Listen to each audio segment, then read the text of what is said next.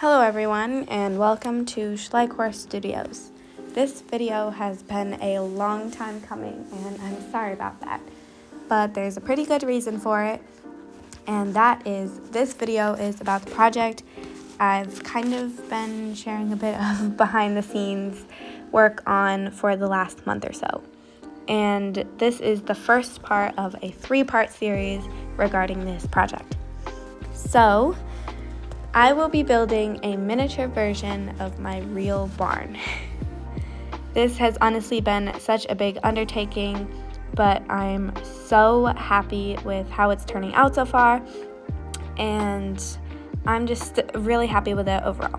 So before we jump right in, let's look at some concepts I have for the barn. So right away, I knew I wanted 6 stalls with sliding doors. They have wood walls, and they have hooks on each to hang buckets and stuff. You can see some of the metal above the wood. And this is kind of how I wanted the stall dividers to look. I knew I wanted 5 posts on the outside. And I knew I wanted the back doors of the stalls to be Dutch doors, and they're double Dutch doors. And I wanted the hinges to look like this.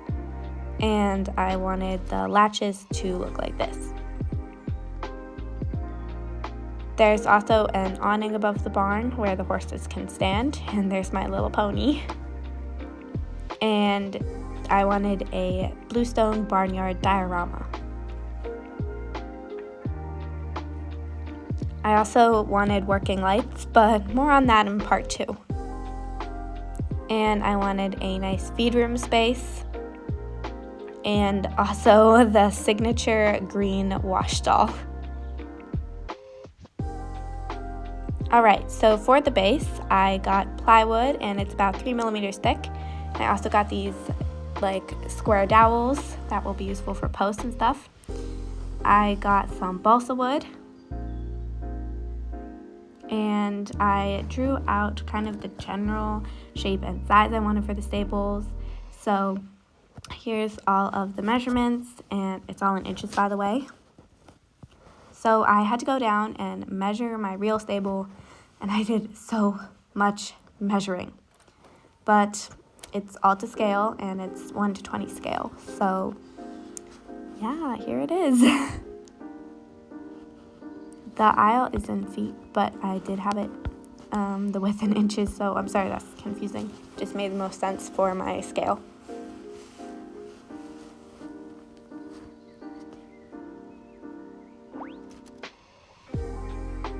And I placed all the horses in the barn and tested it out, and it seemed pretty good, so I went right ahead.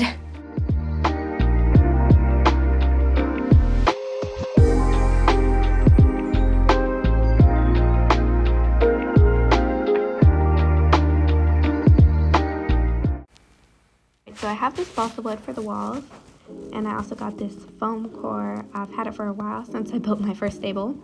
And excuse my scrawly handwriting, but here's the height of the foam core. And yeah, so I'm going to start by cutting out and measuring all the foam core pieces I need with this ruler and pencil. And I'm just going to make the very basic outline of the walls that I'm going to clad in wood later. So these are all of the walls for the width of the barn, and they're 4 different walls because they're going to have sliding doors in between, and they just kind of cover each of the stalls.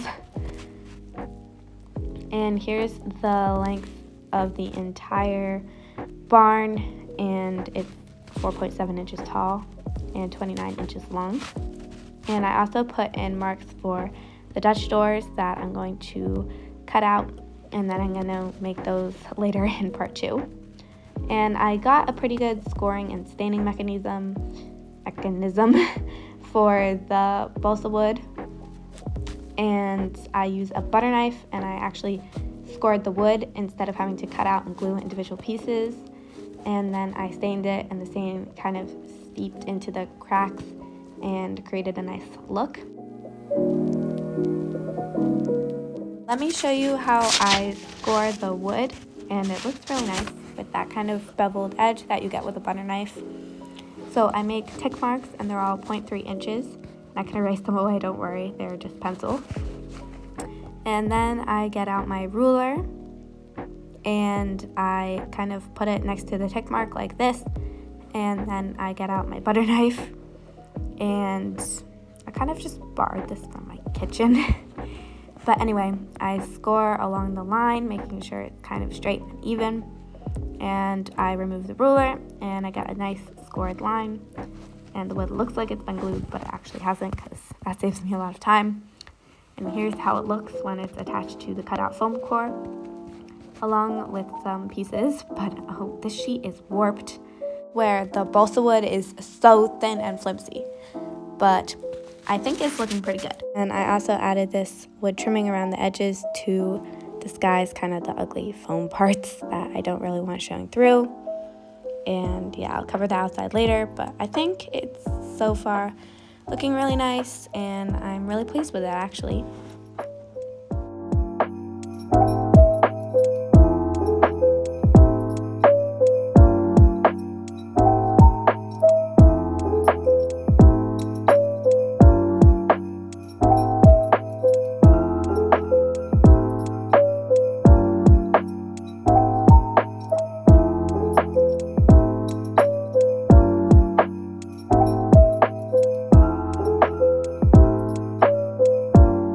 Alright, so now it was time to mix the stain.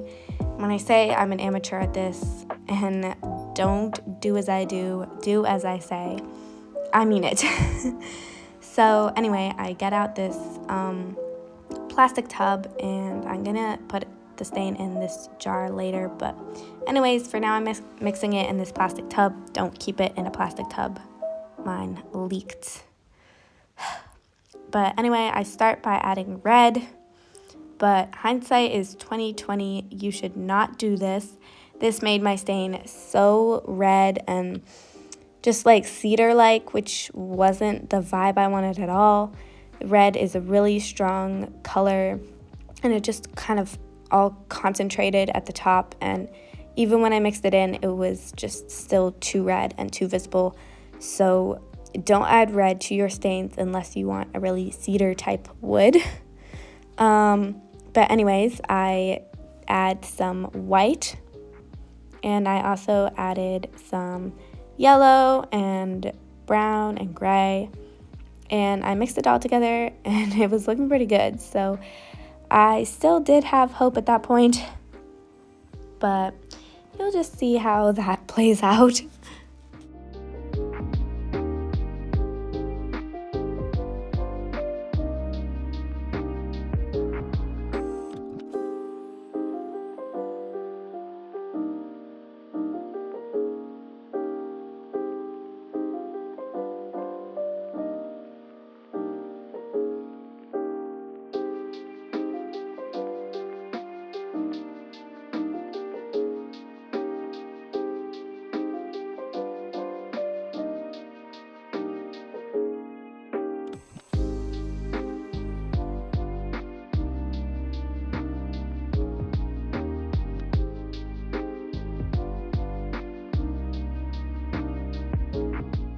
Right, but anyways, I'm going to mix them all together, and then I water out the paint a very fair amount, and then I apply it to a corner of the wood to see how it looks. And I actually thought it was looking pretty good despite the red, and it didn't look too red at the start, but I did dab it with a little paper towel to kind of lessen the stain a bit. I just wanted to see, did it fade a lot over time or not. And that's looking pretty good and kind of close to the wood in our barn, so I was happy. I poured the stain into the jar. And yes, that is the shed in the background. It needed a bit of repair. Anyways, the stain is looking good, but I will need a lot more. So I mixed up some more of the stain, and yeah, I just put it in the jar and I'll use it later. But anyways, now I'm moving on to making the stall dividers. So I cut this piece of balsa wood and scored both sides of it, but it feels kind of flimsy and not very strong. I also cut these like super thin strips of balsa wood, and they're square because they're so thin. And here's some shorter ones. And my plan is to attach the balsa wood strips to the wood part and then put like a little cap over the top with this part, which is 2 quote-unquote boards, I guess, and I'm gonna have 2 of them sandwiched together with the bars in between. So here's all the pieces you need for one stall divider. My first thought was to use a needle and poke holes in the top of the stall divider and then kind of apply glue. They looked pretty even, so that didn't really work, so I just kind of willy-nilly added the bars. I don't even know what I was thinking here, but I'm really not pleased with these stall dividers. I just don't like them. They feel flimsy and they look uneven and wonky and just straight up bad. So anyways, I did put them in my stable to kind of see how they looked, and I did make all 4 of the necessary stall dividers. They fit well in the stable, but they just don't look good, and I just don't like them. So I'm definitely going to have to think of a way to make them better, but yeah, anyway. So meanwhile, I came back to the reddish staining, and it looked like this. It's so red, and it's making my life very difficult in this moment. The staining in my barn doesn't look anything like this. It's red, it's ugly, it's awful, and it doesn't look that bad on camera, actually, looking back now, but it just didn't look good in person. It was too red, it was too gray. I tried to wipe it off with water, but here's the better stain that I mixed up later, and I like it so much better. So now I need to find a way to wipe the gross red stain off of the pieces of what I did stain. My first thought was water, but then I tried sandpaper.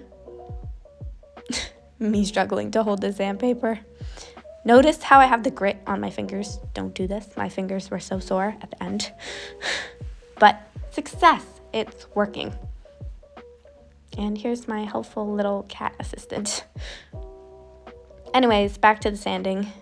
Let me tell you, this took a very long time. Mix up your stain precisely and wait a couple days before applying it to really see how the colors concentrate. And don't use red if you don't want red. But it worked. So, yay.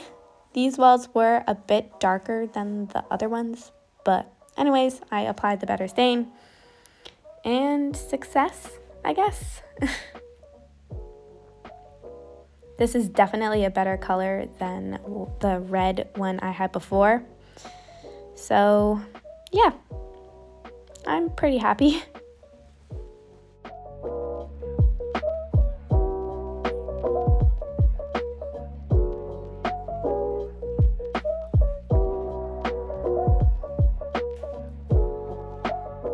Alright, so back to the stall dividers. I stained one and added some pastel shading. I just don't like it. It's so thin and flimsy. It doesn't scream sturdy or nice at all. So anyways.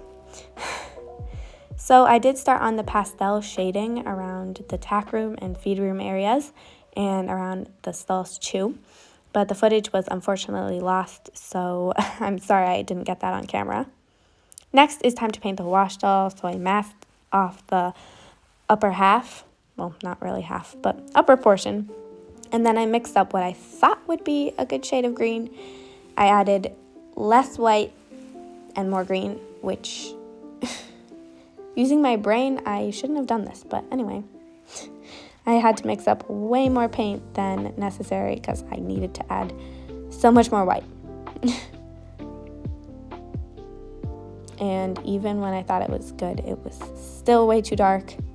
So the color's not perfect, but I can look past that, I hope. Anyways, I just paint following the grain in the scoring of the wood, which in this case was vertical. and I thought it was looking pretty good so far, so I just continued.